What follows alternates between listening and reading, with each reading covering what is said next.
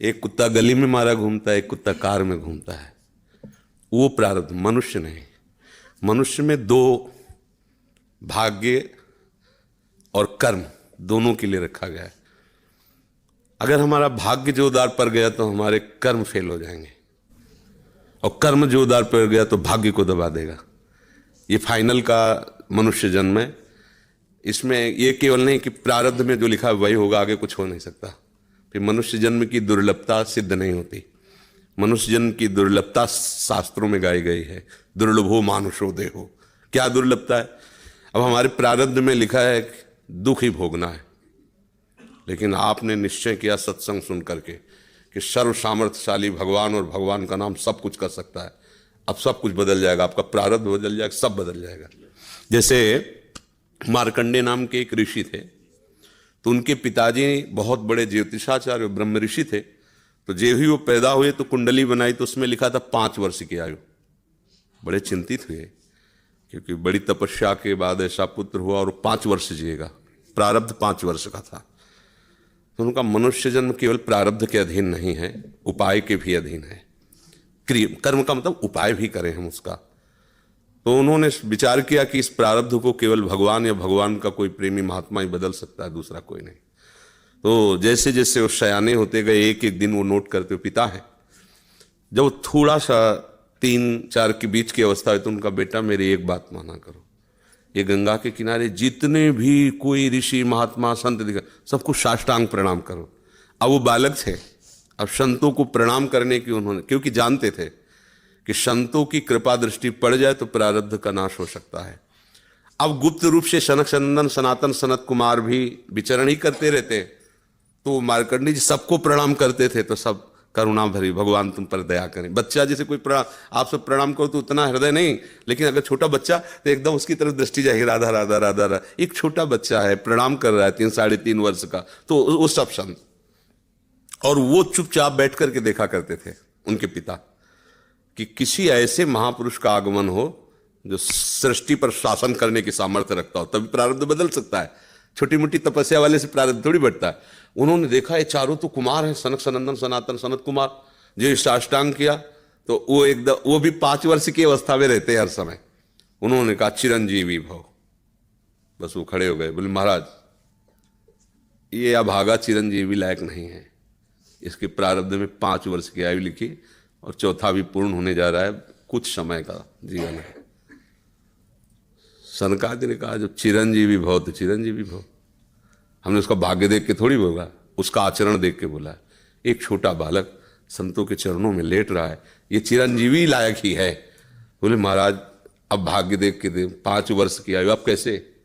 तो उनका हम वो तिथि वो तारीख तुम निकालना, और उस तारीख को हम भी आएंगे भगवान शंकर के मंदिर में, भगवान शंकर के लिंग को ऐसे गले लगवा के बैठालना, हम भी वहीं रहेंगे, देखते हैं कैसे मृत्यु ले जाएगी इस बालक को। ऐसा ही हुआ। अब संतों के बताए हुए मार्ग पर चलने वाले का मंगल ही होता है। तो वैसे चारों कुमार वहां विराजमान गुप्त रूप से, धर्मराज पधारी, यमराज के रूप में नहीं, धर्मराज के रूप में। क्योंकि पर वो ये दृश्य देखकर घबरा गए, और मृत्यु के भी, काल के भी महाकाल भगवान शंकर हैं। उनका स्मरण किया कि भगवान आपके ही विधान का हम पालन करते हैं, जो आप आज्ञा करते हैं। 5 वर्ष की आयु है, वो आयु आज खत्म होने जा रही है, समय पूरा हो गया, पर मेरी ताकत नहीं कि आपसे छीन कर मैं ले जाऊं आपको गले लगाए हुए ऐसे। तो प्रभु आप प्रकट होइए और बताइए कि हम आपके कानून का आप कैसे पालन करें।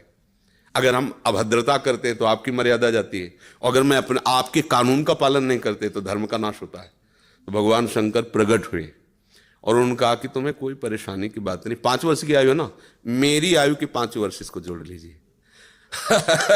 भगवान ने कहा मेरे हिसाब से। भगवान को जानते, जब यहां का पूरी सृष्टि का विनाश होता है ना, तो इतना होता है, निमेष निमेष इतने, जैसे भागवत में आता है ब्रह्मलोक में एक कमल की पंखुड़ी ऐसे छेदी गई तो मृत्युलोक का 1 वर्ष, और वहां का इतना समय।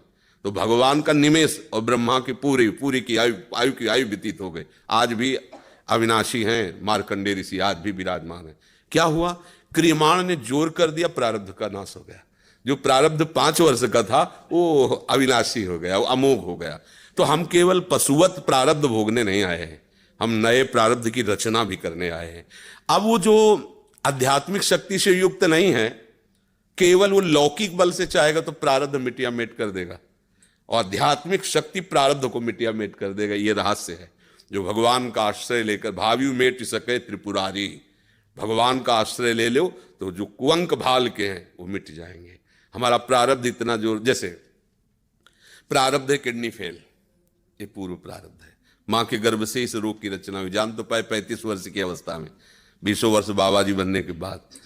अब मांगते खाते अपने भजन मार्ग में चलते रहे, अब किडनी खराब हो गई। आप क्या, ये तो सब रुपए का खेल इसमें, ये तो इसमें धन चाहिए, हमारे पास कुछ नहीं है।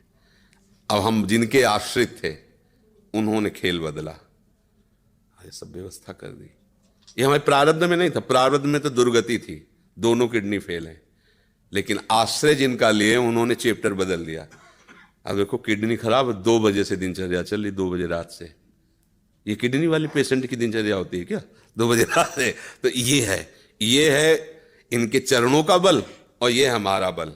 हमारे बुरे कर्मों का फल हमको मिल रहा है, और उनके आश्रित हैं, तो ऐसे हमारा जीवन कट रहा है, ऐसे गोद में लिए काट रहे हैं। तो हम केवल प्रारब्ध के ही अधीन नहीं, हम कोई पशु नहीं है, मनुष्य जन्म में मिला है। हम नया कर्म करें ऐसा कि हमारे प्रारब्ध, बुरे प्रारब्ध का नाश हो जाए। हम ऐसे भगवान का आश्रय लेकर भजन करें कि हमारा, अच्छा भगवान सब कुछ है। जैसे आपको धन चाहिए तो लक्ष्मीपति है, यश चाहिए तो पुण्य श्लोक है, उन्हीं की कीर्ति से समस्त शास्त्र भरे हुए। जो चाहिए, रूपवान, गुणवान, धनवान, वैभवान, वो सबके समुद्र हैं, उनका आश्रय ले लो, सब कुछ हो जाएगा। अब अगर केवल धन पर लक्ष्य रखोगे, वो भगवान का आश्रय नहीं लिया, तो बुरे कर्मों से भी तुम नहीं बच पाओगे। अब उपाय ये करना चाहिए कि हमारे नए कर्म ऐसे बलवान होने चाहिए कि जो बुराइयां हमसे पीछे हुई वो हमें परास्त न कर पाए। अगर हम यश चाहने की कोशिश करें तो भगवान का नाम कीर्तन करें, गुण और संयम से रहें, सबको सुख पहुंचाएं, अपने आप यश होगा। और अपने यश के लिए हम दंभ पाखंड करें तो बाद में ऐसी कालिक पोतेगी कि ना लोक के रह जाओगे ना परलोक के रह जाओगे। तो हमें यश चाहिए, धन चाहिए, सुख चाहिए, तो एकमात्र भगवान का सहारा लेकर हम भागवतिक आध्यात्मिक कर्म ऐसे करें जिससे सबका मंगल हो जाए, सबको सुख प्राप्त हो जाए। जैसे हमें अच्छा भोजन चाहिए तो दूसरे की थाली से छीने नहीं, अपनी थाली का दूसरे को पवा दे। अब तुम्हारे लिए जो व्यवस्था होगी बड़ी हाई क्लास की होगी, क्योंकि वो सरकारी होगी। वो देख रहा है ना, तुम दूसरों के लिए अपने सुख का त्याग कर रहे हो, तो तुम्हें कभी दुखी देख ही नहीं सकता। दुख उसको मिलता है जो अपने सुख के लिए दूसरों को दुख देता है, दूसरे के सुख का नाश करता है, फिर मालिक उसके सुख का नाश कर देता है। और ये सबको बात लगभग पता है कि किसी को भी दुख देने से तुम्हें सुख नहीं मिल सकता, पर कोई चूकता नहीं अवसर आने पर दूसरे के दुख को दे करके, और वो सुख भोगना चाहता है, इसलिए वो दुखी रहता है। अगर चतुरता आ जाए, विवेक आ जाए, और विवेक पूर्वक को अपने कर्म को संभाल ले, तो बुरा प्रारब्ध भी टल जाएगा, मंगल ही मंगल, आनंद ही आनंद रहेगा। ये भगवान का आश्रय ले।